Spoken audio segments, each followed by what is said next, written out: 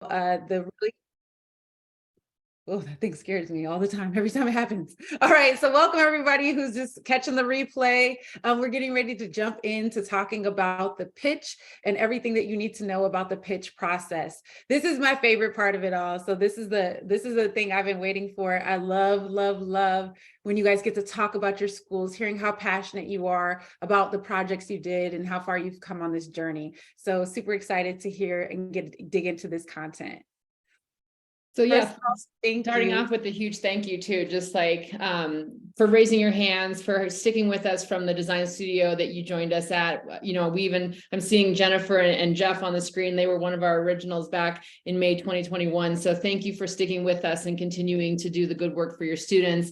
And especially given this time of year in this school year, we know that it's a lot on one more thing on your plate, but we're happy to be partners with you and your teams. Ashley just loves that confetti. She's got to keep replaying it.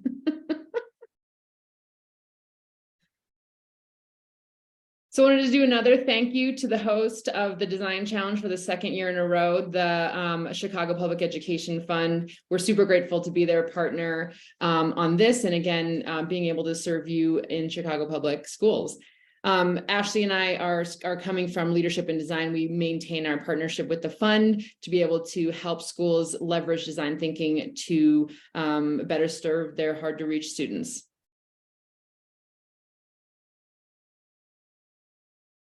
And so today, as Ashley said, there's a couple core purposes here. Really, it's going to be focused on the pitch which is the component 2 of your Design Challenge application. And so we're going to go through the pitch component, share tips on building your deck. You're going to get to see Ashley model a pitch so we can kind of like put some a face and some model to what we're asking you all do, and then ask some questions or answer any questions that you might still have. And then I know the next slide says, or I think it says, is one of the biggest goals today is to just make sure that you all have your questions answered.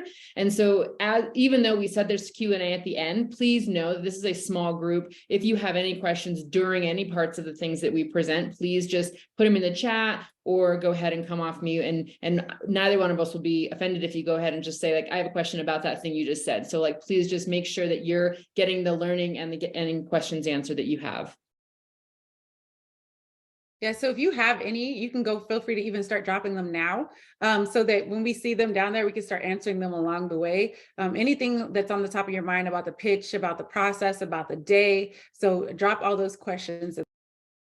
And there might be a world where we don't answer it right away because we know that it's actually later on in the webinar. So just to kind of reframe too, that like the reason why the fund is investing in this way is because they're really playing out their own prototype to say, if we host a supported design process where we can build school competency in design thinking and allow you all to build, share and scale. My son is always in a tongue twisters right now, and so I just got caught in that. But and promising practice that you developed in this past school year. So we're trying to see, like, how do we better support you all in getting some of these innovations into the schools that you're working in to serve those high need students, and provide some implementation funding. So they've created this pool of funding and resources to go to schools to be able to not just help you have the ideas, but to support the ideas through implementation.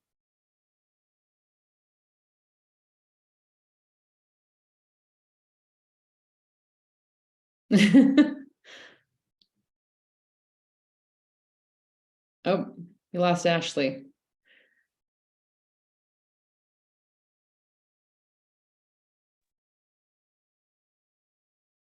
Yeah, I can share the slides if we'd like. And then if we want to take any questions just from what we've shared now, we can do that while we load those up.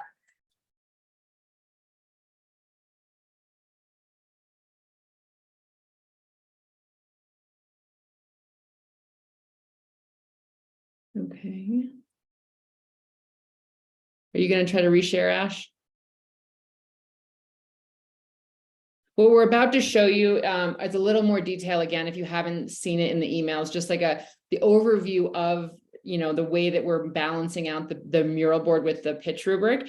And the slide that's going to come up is to show you that we have balanced it out. So like last year, we weighted the mural boards to be 70% of your score, and then the presentations were 30. We realized that we wanted to tweak that again as our own prototype of helping this process support you all. And so this current design challenge, we're going to change the ratios. So the mural board is worth 65%, and that pitch is worth 35%. So just to know that like during the competition on the 27th, we won't know until the very end. We'll have kind of a good idea because all those boards will have been scored going, right after you turn them in.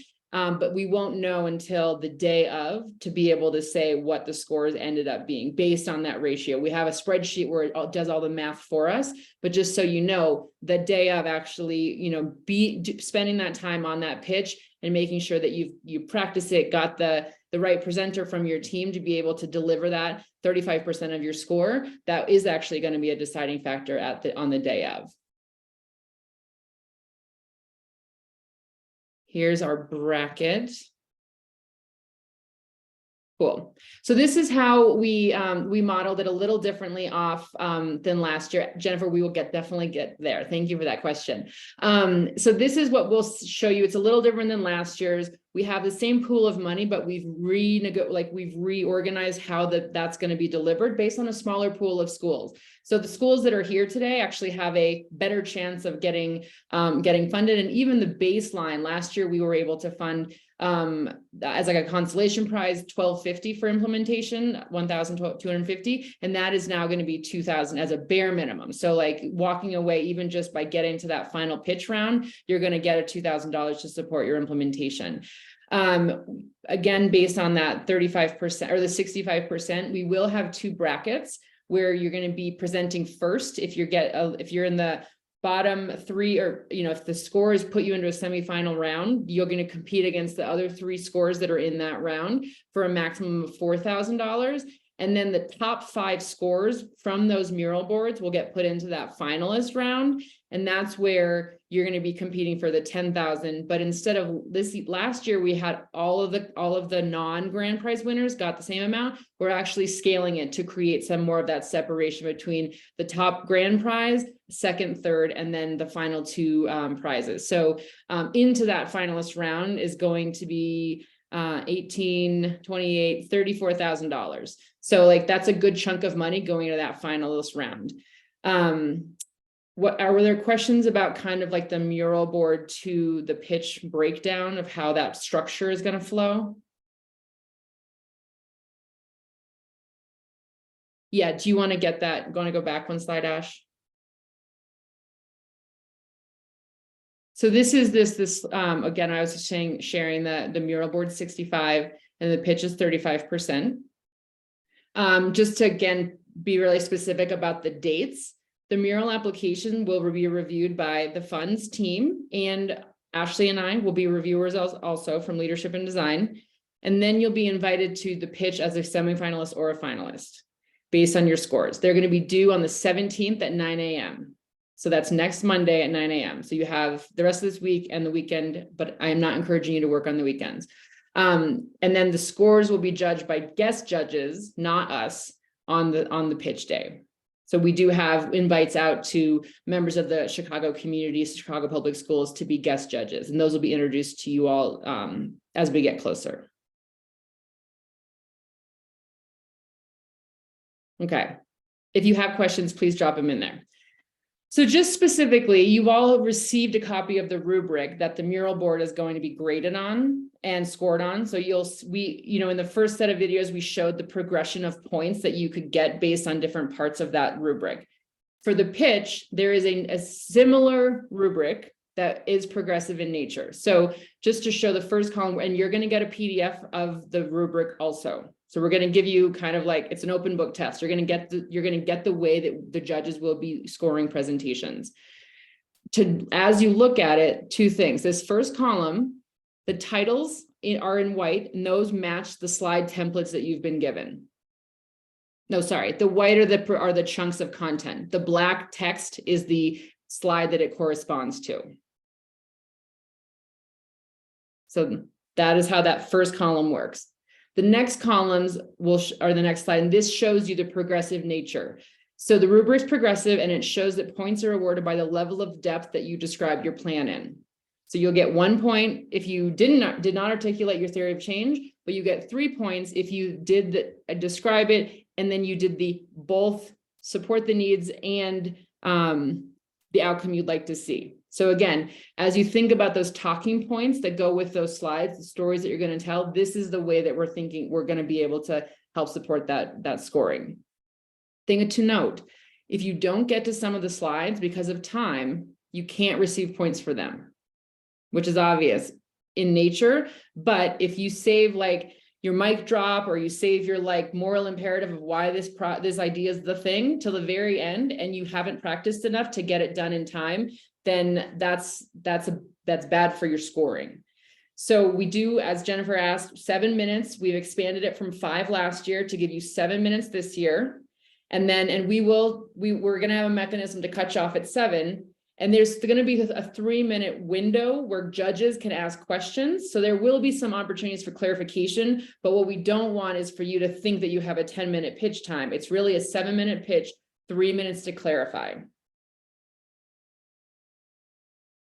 Yep. Thanks, Esther, for putting that answer back in there. Yes. And I will say that on that, you do not have to. So as far as slides are concerned, we gave you templates. We're going to give you a Canva template. We also have the same template in Google. I have the one that I made. I'll give you mine from Canva. So you can use any template you want. We'll put them on the mural board so you can have them there, but you do not have to use the mural board pitch. We heard your feedback from before, and we'll let you're able to use whatever you want to use, however you feel most comfortable using it, because again, we want you to feel comfortable and we want you to feel like you're doing your best. And I know sometimes like having the controls where you know where they are and to be is one of the things we heard you from last year. And that's why we changed it to where you can present it from your computer, however you feel comfortable. Jennifer, just making sure I answer that question as well.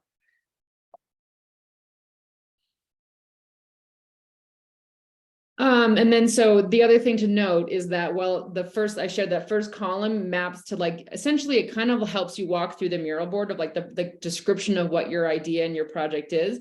The presentation or the pitch is also scored on the quality of the presentation. So you'll see this on the rubric when you get it, but these are points awarded by the way the speaker presents the information. So organization, documentation, and delivery. So it's the quality of the plan, and it's also points are awarded based on how you do the delivery. So we just threw out some recommended roles for the next week and a half as you like plan with your team. Just thinking like it really helps to have a timekeeper to practice and manage on the day of. So to practice and coach each other as a team to get to that 7-minute window, but then also make sure there's someone in the room with you that can help you give indicators of where you are in your 7-minute time. That someone is like kind of like owning being the slide creator. So and maybe that slide creator is the same person talking, because sometimes like I have a hard time delivering other people's slides. But just like as you think about like someone's role, like if someone's going to be finishing the mural board and doing that side of it, you can also say delegating, I'm going to have this other person go start the slides, and then that speaker. So making sure practice making it come alive while also keeping that time. Yeah, so there are questions about the mural board and videos.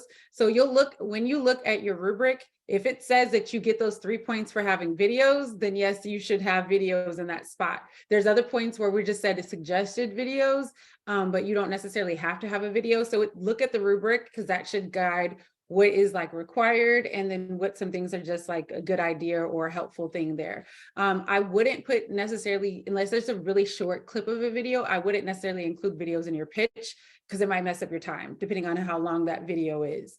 And you can think about how powerful or whatever, like maybe you need that video, or maybe it's something that can play in the background while you're talking. So if you want to use video in your pitch deck, I would just be mindful about how you do that, because it could mess up your time.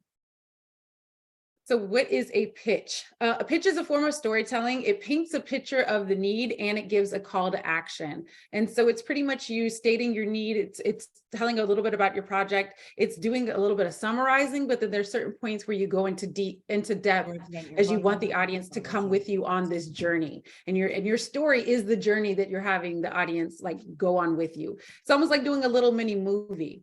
So when I think about a pitch, I think about story selling. Like I'm selling you the story on what I did because there's something I want you to do. And so I'm trying to call you to action. I want you to either think like we think, like I want you to go on this journey with me. There's something that I want you to understand and do as a part of my journey. So we'll jump into what part of stories we're talking about now, the different death parts of stories.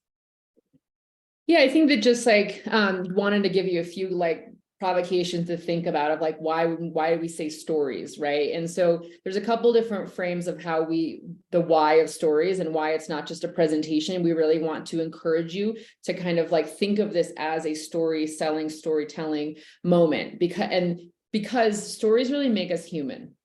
They allow us to share part of ourselves and ask other people to share part of themselves as we are able to go through this process. They also create connection. And so we're all made of stories, you know, and Ashley's going to model this in a minute, but like you can kind of recall when someone moved you by telling a story, or maybe you've told a story yourselves and got people to act. And so that's what we're really trying to say is like, how can you create the details of why, what you've learned from your students, what you want to do to support them, and really come at it from a lens of like, how do I create connection with my listeners? Jeff, you have a question? Yeah, quick question. So then realizing the mural boards are due on the 17th, right? And very specific, you know, including videos if you want to get the max amount of points, all those things. The pitch presentation is going to look differently, right? Yeah. So one, I want to make sure we're using Google Slides instead of Mural for the mural board. Is that okay? And then we're going to have a different presentation for the pitch. So is that just ready to go when we give our pitch, or do we have to provide that information ahead of time? Yeah. So one, first, I'd love to probably chat offline to better understand how you're using the mural board you're not using the mural board, you're using Google Slides. The mural board is mapped to the rubric, and in the way that like as we go through the rubric and we can kind of see like the language matching, that was the encouraged method, so that we can make sure to like deeply understand what your intentions are based on the rubric. But if you have built a structure that responds, like you're still using the rubric, I think it would probably be okay, but maybe we can just like get a glimpse at what you're kind of like what you've already started before we make that call. And I would say similarly to the slides, and Ashley, you might have a different thought too. It's like the rubric, like we're not like there will be guest judges grading the pitch, and it's going to be a pretty quick turnaround, and they're going to be listening to you and kind of mapping the presentation through the rubric. And so if you use different slides, I would just like, and I was going to say this, I mean, this will be we'll reiterate this at the end of the day, but it's like also just like, it will be easiest to score if the progression of your presentation follows the rubric still. Like even if you're bouncing around and like moving the order of things, it might make it just more complicated to track where your information is being shared. Gotcha. Yeah. And then I know we'll talk offline, but for clarification, we're taking everything from Mural and just making a slide out of it, right? Like, so we're following the exact same rubric, we're following the exact same titles, we're following the exact same order, everything like that. It was just more user-friendly for us. Okay, yeah. And we'll just drop those slides into Mural, like as pictures. We can put them as pictures into the boxes, just so that it's all in the same spot. Mm-hmm. I can do that, but I also don't want to lose points because it doesn't fit the model. We can talk, we'll talk separately, but yeah. And we don't want you to lose points either. So yeah. And I will say the other thing, and we'll say this later, but so don't get upset if I'm repeating myself later. But the other thing to think about is we will ask you to set up a coaching call the week of the 17th. And that is kind of like to get you a little more feedback on the slides, the slide deck. So as far as like Jeff, I think we have a deadline of turning the slides in on the 25th. Just so again, like, so we can support a deadline so that you can feel like prepared for the 27th, but we're hoping that you can bring a draft of that pitch deck to your coaching session so that we can actually run through it and make that coaching session really valuable on the week of the 17th. Yeah. So like the slides that you have to have are the ones in black.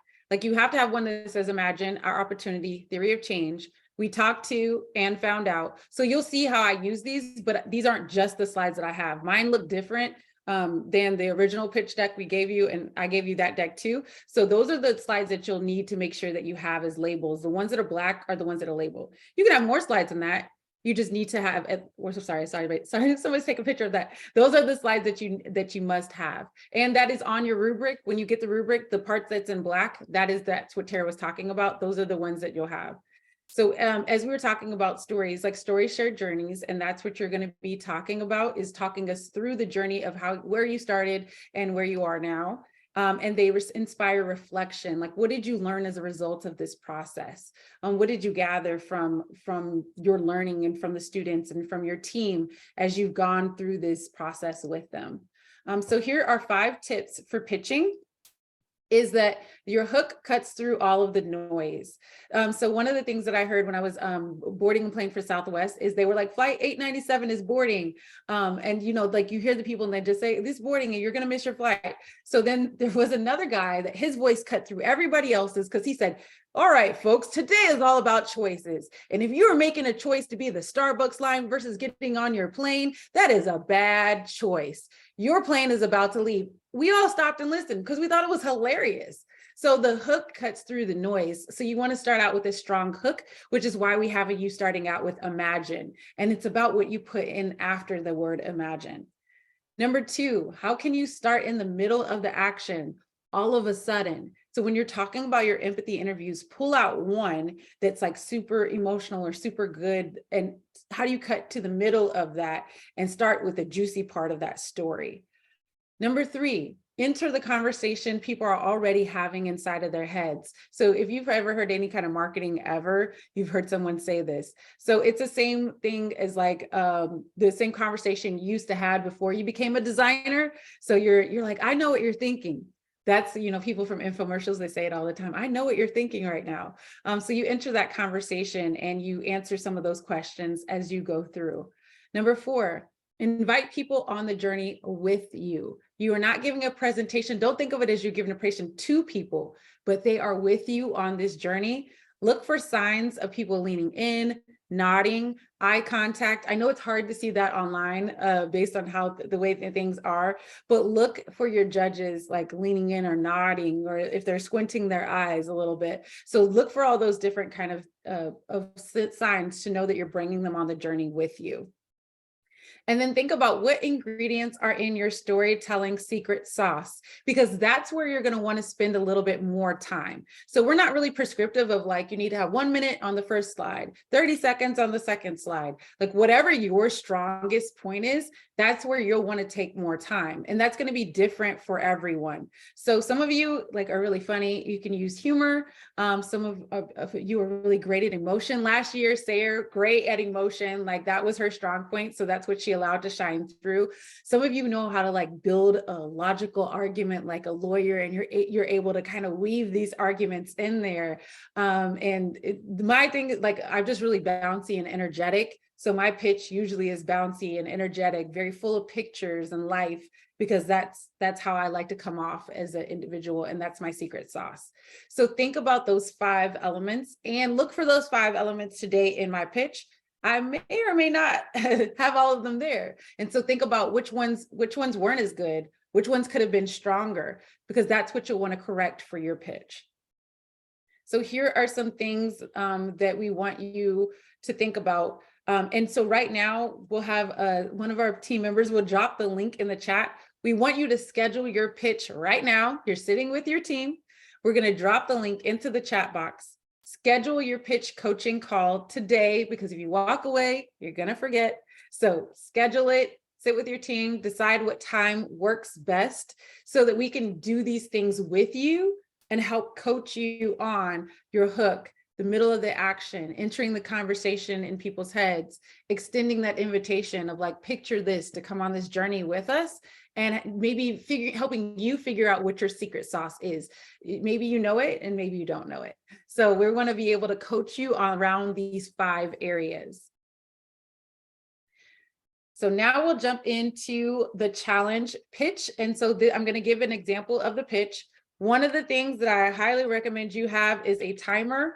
And so I have a timer that is easy to read the numbers. So they're quite large in front of me. So I'm going to use the countdown feature. You can use a count up if you want, but the countdown is what really works. So I know to keep myself moving. As I'm going through my slides, start your timer as well. So you can time and see how long did I spend on each slide. So that'll be helpful for you as you try and map yours out and think about what slides you do want to have and what slides you don't want to have. Any questions before we jump into this example pitch? Trying to look at everybody's faces. Okay. Here we go. I'm starting my time now. Welcome to Mentor Lab. Our project was all about personalized PD. My name is Ashley Smith, and I am the principal of Anytown High School, smack dab in the center of the United States. All right, so imagine a world where there's no more PD overload, where you don't have those glazed eyes happening in the middle of professional development. Everybody's getting exactly what they need where they are right now, especially our aspiring school leaders, which sometimes it's really hard to mentor. This would save time, resources, and of course, money. And who doesn't like saving money? The opportunity existed is because we looked at training retention data, and after 1 hour of professional development, you retain less than 50%. After 1 day, you retain less than 70% of the information. And after 1 week, our students are only getting less than 10% of the information that we spent a lot of money to bring to our teachers and staff. We spend about, as a nation, $70 billion on training each and every year. And that's a lot that's not making it to students based on that money. So what if you only got the information you needed? I know what you're thinking right now. That means that you will be able to apply the material, you will be able to get results, and then you would be able to move on to the stuff that you actually needed to get to. So our theory of change for that is aspiring school leaders with the emphasis on BIPOC educators need a way to upgrade their skill set in order to be fully prepared to become school leaders while in their current roles so they can avoid common pitfalls from information not covered in their graduate programs. So we talked to 6 teachers that are in grad school right now to become school leaders and 6 new assistant principals that recently graduated that got AP jobs. And we found out that there was a lack of mentoring, there was inequitable access to opportunities, and overall, there was just a feeling that they were not ready to go once they left the workforce, and the job was not what they expected it to be. So with that information, I have a student, her name is Erica Gibbs, and Erica is in my graduate class, and she came in one day and she had her head down and she just wasn't her normal bouncy self. And so I checked in with her and I was like, Erica, what's going on right now? And she let me know that she had been thinking about dropping out of the grad program. She was an instructional coach, but things have been so hard. When the kindergarten teacher quit, she immediately got pulled into that room and it was completely out of control. And it's like nothing she's seen in her 20 years of education. And so we just sat there and talked through it. And she had just had so much bottled up. And one of the things I just kept reiterating during our conversation was, I get it, I see you, and I hear you. And just that conversation alone, she was a little teared up and she was just like, I needed this. Like I needed to know that I wasn't alone because I just felt so isolated and pushed off on my own island. So I talked to her about some things that she could do and checked in with her in the middle of her week. And the next week she was like, do you know that everything's been different? And not the things that the school had gotten better or changed, but her outlook had changed. And for her, that changed everything for her world of just being able to sit and talk to somebody about it. And so with this, we realized that one size never fits all. So we created Mentor Lab. And what Mentor Lab is it is an app that you take an adaptive test to figure out where you are on the strategy of the month that we're working on. You get leveled action steps and challenges, and then you upload the results and get feedback. So when we tested it, we discovered that we had to have these categories of capacity building, communication and conflict resolution, culture and climate, and a way to connect with our community in this app. We realize it has many different implications, and we're super excited about those. But our plan is to have the first phase in August through October, where we're recruiting mentors and mentees to create content for the app. The second phase, we're going to have a full group celebration and winter conference. And then on the third phase, we're going to assess the effectiveness and make changes before we launch it to a bigger group the next year. So we're going to measure our success by the connection, of course, the number of people we have, the culture, the number of BIPOC applicants that decide to become APs after going through our training. And our out of the box thing that we want to measure is that the outfits. We want people to dress like their next jobs. So when the outfits and your wardrobe starts to change, we want to be able to track that, and the number of smiles we see happen along the way. Like, so how do you go in your results videos, your before and your afters? We want to see a lot more smiles happen as people are like proud of themselves, you know, without necessarily needed to hear it from other people, but knowing that they did a good job. We'll use the funds to set up our app. So we have an app setup fee. We're going to have quarterly gatherings. Of course, we got to have some swag. We're going to have training books as we do our professional development library and help people build that up. There'll be a guest speaker fee that we'll pay for our winter conference, and then some of the items that we'll need for our winter conference. That's what we're going to do with our prize money. And we learned through this process that as you do it, you learn it. So learn, achieve, and then you'll believe, which is where we get the lab from in Mentor Lab. And we know that as a result of this project, that if you change your world, then that's how you can change the world. And we're super excited about this app that will be able to provide personalized professional development to all of our aspiring school leaders. And we're super excited to have this opportunity from the fund to be able to use the prize money to accelerate the learning and give other leaders what we wish we would have had when we were becoming leaders, so that they can maybe have a shortcut to the process and be able to provide more effective solutions for their students. So with that, I just want to say thank you for listening, and thank you for being a part of my pitch. 35 seconds left. Well done, Ashley. I want to join. So opportunities for comments, questions about the pitch, like a little bit of a debrief. What did you notice from the sample? What are you most excited or nervous about? And then have you assigned some roles? So any of those options to kind of think about. If you want to come off mute, video on, we can just have a quick discussion. I can stop sharing so we can see each other if we want to.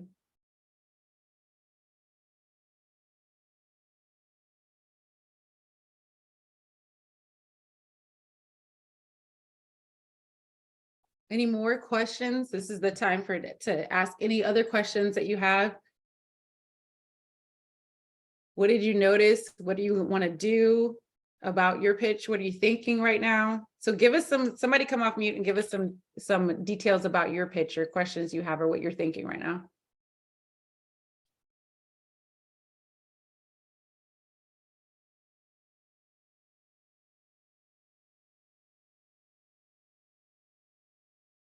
Hey, Ashley. Yes. So I wanted to, you put a pretty somewhat detailed part about the budget. Is that detailed enough both for the pitch and for the mural board of what you're looking for from us? Or should we be finding, we're looking at products and materials that would help students, and should we get like actual quotes? I'll let Esther answer it about the mural board. For the pitch, because they're outside people, I think that's good enough for the pitch, because you don't want to get, again, you only have a certain amount of time. I can't tell you like, we're going to this vendor to get, like, that's not the point of it. They just want to know, what are you going to use the funds for, like overarching high level. So on your pitch, you're going to go high level.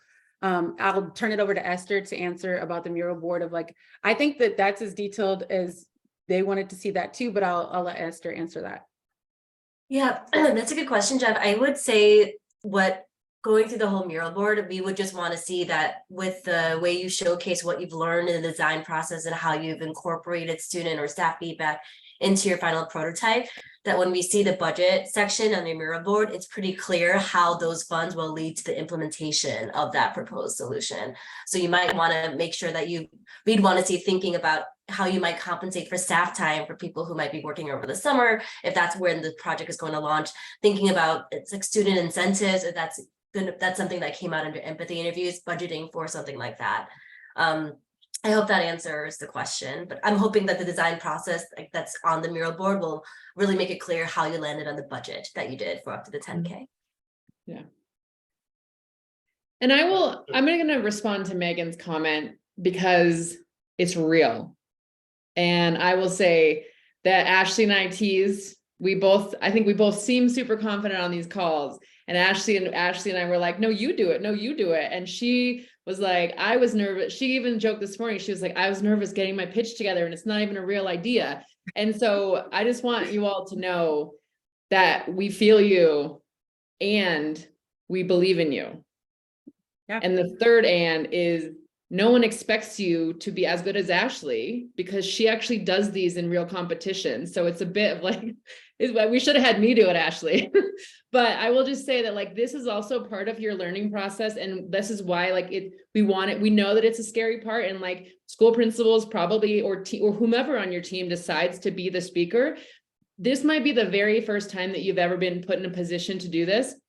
And so this is where you're on that like cutting edge of your own professional learning, and it's going to feel risky or it might not feel risky. So have that conversation with your team to say like, if someone's jazzed about it and they aren't nervous at all and they're like ready to lean in, great. Maybe they're the person that should do it. If someone else on your team is like, I'm feeling a little nervous, maybe that is a good push for them to be the one that does the speaker. I would encourage you to like, just have that open conversation with your team to see like, who might be the best person to walk into this role. But I will just acknowledge that like, even if it is nerve-wracking right now, like that's kind of cool that you're still raising your hand and still going to lean into this. Like, and we will support you. And that's why, like, if you want to have more than one coaching call, we are here for you. Like we can schedule that week of the 17th through the 25th. We also have like the week of the 25th that we could have another chat with you if you just want us to have another person to run it through with. So just know that like, it's okay to feel nervous and we're going to support you as best we can.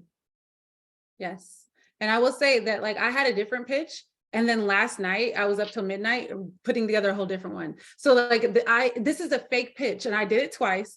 Tara was like, don't worry about practicing, you'll be fine. It's just a fake pitch. I practiced all the way up until we did this. Like I have been doing this thing over and over again. This is a fake pitch and I'm over here sweating. I have a jacket over there. I can't wear it because I'm too hot right now.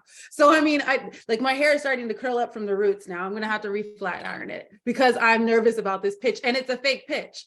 So like, yes, there's things on the line, and as educators, we'd like to do a good job at the stuff we do. It comes as part of the process. Like whether it's some days I get the butterflies in my stomach when I'm doing it, and some days it's nauseousness. So just like, you just kind of have to roll with it and know that we're all rooting for you. But some of that is just part of the process. Like, yes, I woke up cold sweat today, like, oh, I'm so happy to get this pitch over with. And that's just part of the process. So even though it's a fake pitch, and I have nothing to win. I didn't win anything, guys, and still was nervous about this process. So unfortunately, it goes with the process, but I'm excited for you because I wish I had started doing these things earlier just for the practice. And I wish that there was things I could have won for my students, and we didn't have anything like that in Kansas City. Yeah. So just a little bit more info about the slides. Those templates were created to follow the rubric and support sharing elements of your important elements of your project. So again, we wanted to create the container for you to feel supported, but if you want to, you're invited to be as creative within the kind of that container as you would like. But again, like we do still recommend that you follow the same order so that the judges can easily score. So like, that's why we're giving you the rubrics. But we don't know, like, as Ashley said, like maybe the strongest part of your plan is the measures and the budget. So we're not going to say like spend 30 seconds per slide, because we want you to be able to like come to life of like, what is the strongest part? Maybe the empathy interviews is really that emotional pull that you want to share because it matters what those kids told you. And if that's the thing, then maybe you spend a little more time on that. don't spend too much time that you forget to talk about the budget, because then the judges can't give you points for the budget. But just know that like you have some creativity within that container to be able to like make it work best for your speaker and your school's story. Yeah. And as you'll see on my pitch template that we provided for you, I added slides of how does it work, because I knew that like that maybe you don't know what I'm talking about. So I added those slides, but I put it in an order that I still kept the original order, but I just added slides after that section to talk more about the prototype. So again, you can customize those templates to be your school colors. So you can swip out all the pictures, put your own pictures on there. Maybe you use a different template. As long as you use the words in that order, you can personalize and customize it however you'd like. Yeah. And that's another good point too, of like using the tools. If you haven't tapped into Canva as a tool yet, like that is an amazing tool to be able to do your slides in, but also as you finish up the artifacts for your budget. We had some teams that won last year that built their action plan and their budget and some of their artifacts in Canva. And just because Canva is a tool that makes everyone look like a graphic designer, it made their application really shine. So just know that if that's a really good tool to play with as you continue to work on that mural board and your slide deck. So here's a summary of our next. Ashley, were you gonna say something? Oh, I was just gonna say, make sure you schedule that coaching call because we definitely want to be able to practice with you and get that going. I think I buy times. I have some times on the 24th and 25th, 23rd and 24th. So if some of you want to go, like if you're like, hey, I want to do one now and then maybe circle back and do another one, or this is when my availability is. I know that I have some later availability too. The mural boards lock at 9 a.m. on 4/17. So that's your first to do. And then the slides are 4/25. So that is your second one. And then make sure you hold and just put a calendar hold on 9 a.m. to 12 p.m. on 4/27 for the challenge pitches. And then you'll get notified exactly what time they are. Mm-hmm. And I would say too, that because you still have a couple more days for that mural board, like reach out to us by email. Or like I have some time this afternoon, or like there might be some time for me or Ashley in the next couple days. If there is anything that you have questions about regarding the mural part of your pitch or of your application, please like don't hesitate to reach out. Like we're here to support you. If there's like, again, as Jeff said, like mural wasn't feeling very user-friendly. If there is anything that we can do to support helping you make that more user-friendly, please reach out. With that, we are all out of slides. There are no more questions. Then we say good luck. Schedule your coaching call. We want to make sure everybody's scheduled because we're going to be hunting you down if you didn't schedule. So make sure you schedule your coaching call. Go ahead. We have questions. Yeah, cool. We're a little bit confused with the prototyping. So we've been discussing, what we're trying to do with students, or basically introducing some new best practices. And prototyping in my head was like, hey, we're going to try this. It didn't work that great. We're going to try it again, and then get feedback from the kids and like, all right, now let's perfect it. But according to like the rubric, it seems like it's not towards a thing, but a process. So we're a little confused, if that makes sense. Ashley, do you want to speak about that since you kind of led some of the rubric development? You're on mute. So if you don't have any questions, then go ahead. You can use this time to work on your mural board. We thank you for being here. We appreciate you. If you do have questions, stay on and we'll be here to answer those. Or you can just stay on to hear the questions, but we want to respect your time. As far as the prototyping, it is a process where we're asking you to test out what you did and to talk about that process of how did doing that test work? What feedback, what did you change before your next round of testing it?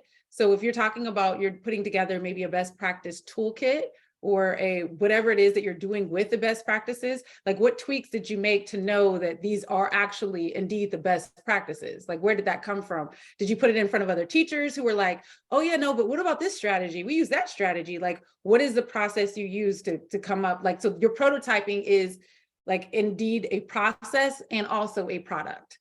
So we're talking about it kind of in two ways. Yeah, and Jennifer, just keep in mind too that like, so say I'm developing an 8-week exploration time for my students, right? We can't run a prototype of an 8-week process in the next week. However, what could be done is you could map out like an agenda, week 1 through 8 on a piece of paper, like topic 1, this is what kids might be doing. And then you could put that in front of a student or a teacher and say like, tell me what you think about this. And they could say like, 8 weeks is too long. Like I want to be able to switch topics halfway through. 4 weeks feels like enough time to go deep on Greek mythology. So you're like, cool, that's a 4-week module versus 8-week. That's a good piece of feedback. I've tested my prototype. You also could say, I'm going to spend 1 hour, one afternoon, and I'm going to let this group of 3rd graders do an exploration hour in the library for one day and see what it would take for them to come up with their own ideas of like what matters to them in their learning experience. That is in itself a prototype. And you're saying like, okay, because I ran that test, it's given me body of information. It's another way of collecting empathy to say, I'm going on the right track or I'm not. So like, we're not expecting you to run a massive project, but helping you see like that massive project can be broken down into a kit of parts. Even if you were just saying like, here's the flyer that we're going to use to recruit kids, that is a prototype. So like the prototype is like the full thing. It's also a bunch of smaller things that you can test. And like, it's a culture of prototyping. We want to start getting the schools in the practice of being able to break down their ideas into lots of little rough drafts before we start solidifying the plan. Yeah, I think so it's like our the next, issue- I'm sorry, I so in was the gonna next say, 2 days to go decide what is, to figure out what you can do in 2 days. So don't think that you have time to run a whole prototype, but what is one thing you can put in front of somebody and get immediate feedback on, and then make an adjustment and go to ask somebody else and be like, okay, get feedback on that. So that is what Yeah, we're saying. I think what confused Thanks, us is Jennifer. because of the sections of the mural and then like the prototyping and then the separate section is implementation. And so we were confused, like, well, we have to implement to try it and get feedback. So I mean, like, that's what was confusing us of like, how do you do so much behind the scenes and then finally implement without testing it on the kids anyway, right? So I think that's what was confusing us in a sense, right? Is there anything else about the prototyping that you guys can think of? Doesn't have to be on students, be on teachers. So it could be, yeah, that's it. So it could be with teachers, like meeting afterwards, like, well, this didn't work that great. What ideas could you? Okay. Yeah. And then when we talk about implementation, we're talking about like, what does your timeline look like for that implementation? Like if you were implementing like your next school year or whenever your implementation, like, okay, we made these changes. And so here's the things that we may have to do when we blow this thing up, or we make it a little bit bigger, or we try it with the actual, when we actually go do the 8-week thing, or we have our finalized toolkit. Here's some things we might need to add to our toolkit. We may need to say some videos. We may need to have the book that we're reading. Maybe we go with like Teach Like a Champion, and we're pulling some things out of there that have example, like what is with this toolkit or whatever it is, like when you start implementing it, like what does the plan for implementation look like? That's when we're talking about implementation, like not you actually implementing it, but like, what does your timeline of implementation look like? So we talked about, I had 3 phases in mind. So what would that look like for your modeling it out and like thinking through what are the steps that I need to do to be able to make this thing come to life? And Jeff, I think like the other part is like part of that implementation might be further prototyping. Like it also could be that like, you know, we want to make sure that we got the right teacher collaboration model. And so for the next, you know, two months, we're going to be every 2 weeks, we're going to test out a new teacher collaboration module, see how do a feedback loop, see how it went, and then try to work over the summer to like start in fall. So like implementing could be further prototype testing. We just wanted to make sure that before you got to, again, like that this is a new stage from last year where we said like some of the ideas didn't even get to like in putting the ideas back in front of students. They did all this empathy work, but they didn't get to the like running small cycle of prototyping. And that's why we added that in, just so you can start to feel that like you're getting some feedback on your ideas earlier than waiting. And also, again, if you want to, we are available to have like deeper conversations. If you want to even show us parts of your mural board, we can even try to like walk through that with the rubric with you, if that would be helpful. Amber, Megan, Amanda, Robert, any other questions since y'all are still here? No, we're good. Thank you. Okay.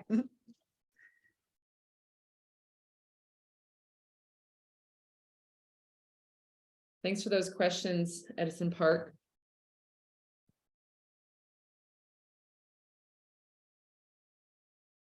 We're cool. Okay, Yeah. thank you so Okay. much. Thanks. Thanks, everyone. We're good.